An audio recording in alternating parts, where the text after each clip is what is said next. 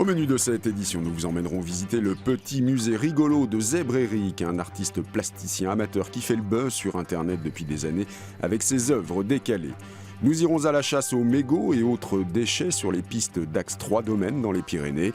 Vous verrez que les mauvaises manières ont la vie dure. Et on commence au Gros du Roi dans le Gard pour évoquer une autre pollution, celle des milliers de coques de bateaux en fin de vie qui s'agglutinent dans les ports.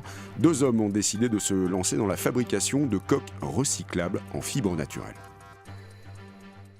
Des épaves de bateaux polluantes s'agglutinent dans les ports, 20 000 par an en France.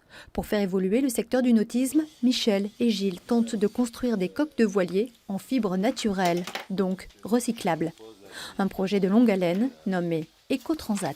L'enjeu de ce projet, pour nous, il est très clair, c'est d'amener un secteur industriel, qui est le secteur du nautisme, à évoluer vers une transition écologique, c'est-à-dire de partir d'un état de l'art qui s'appuie avant tout sur des matériaux pétrochimiques, vers un état de l'art plus satisfaisant pour gérer l'environnement. Gilles, lui, est en pleine élaboration du premier prototype. Cette coque, fabriquée avec des matériaux classiques comme la fibre de verre, deviendra ensuite un moule. Ça c'est le traditionnel, c'est le bateau en bois, en contreplaqué, qui va servir donc d'étalon. On va s'en servir comme référence par rapport aux autres fibres qu'on va tester. Lin, basalte, chanvre, jute et bambou sont les fibres naturelles qui seront explorées avec les chercheurs de l'école des mines d'Alès. L'idée c'est surtout d'aller les tester en laboratoire avec des machines qui vont pouvoir tester les résistances, le cisaillement. D'ici 2 ans, les essais en mer prendront le relais avec un raid d'Athènes jusqu'à Stockholm, puis une traversée de l'Atlantique. C'est un spectacle désolant à chaque fin de saison quand la neige fond, des tonnes de déchets réapparaissent sur les domaines skiables. Et comme chaque fin de saison, des bénévoles vont ramasser canettes, bouteilles, sacs plastiques et mégots de cigarettes abandonnés sur les pistes par les skieurs. Illustration à Axe 3 Domaines en Ariège. Une bonne dizaine de personnes. L'idée c'est d'aller s'occuper de toute la zone de forêt autour du snowpark. Répartition des rôles avant de prendre de la hauteur.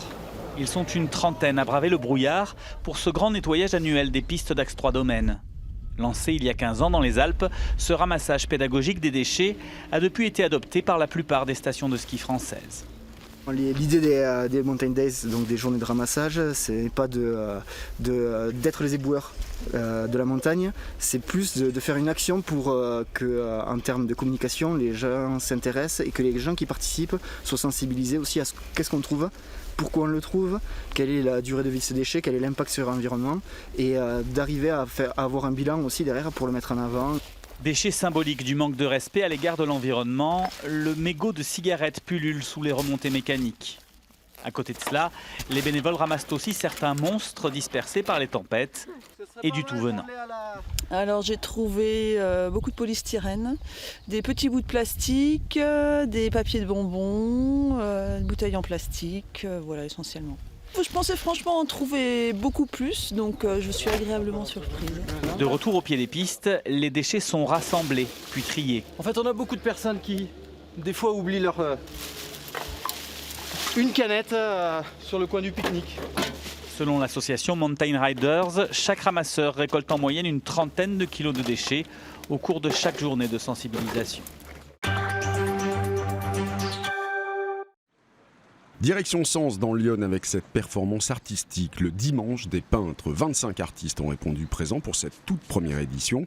Leur défi, réaliser 1 ou 2 œuvres dans la journée. Objectif, récolter des fonds pour une association. On avait proposé aux peintres de venir et de donner leurs œuvres par moitié, 50-50, 50 pour les peintres, 50 pour l'association, le Kiwanis. Et là, ce matin, une grande surprise, c'est que la grande majorité donne les 100% au Kiwanis.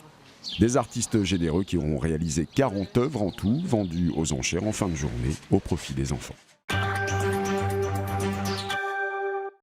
Ils sont des milliers d'internautes à attendre chaque nouvelle création de Zèbre Eric, plasticien amateur qui fait régulièrement le buzz avec ses œuvres détournant avec humour l'actualité et pointant les dérives de notre société. Un univers déjanté à découvrir en vrai dans le petit musée rigolo qu'il ouvre chaque été à la Borne, à une trentaine de kilomètres au nord de Bourges.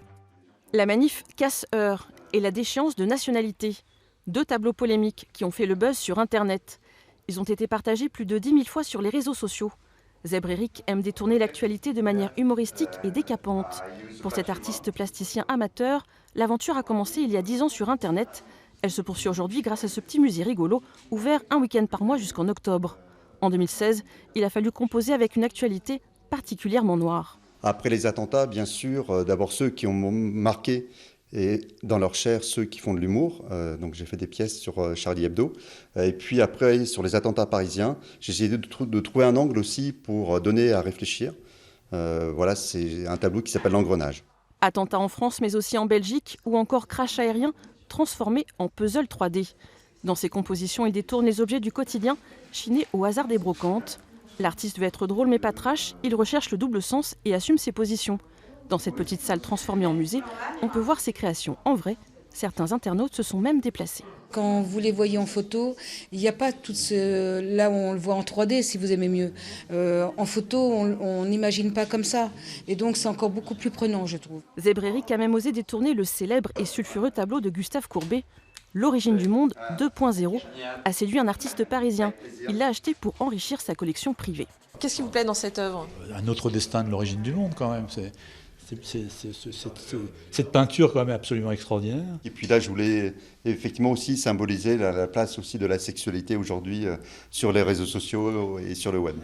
Le sport n'est pas épargné non plus, comme ce tableau avec plusieurs porte-bonheur pour Didier Deschamps, dont le trèfle à 4 feuilles, également symbole de l'Irlande, une œuvre qui a finalement porté chance à l'équipe de France.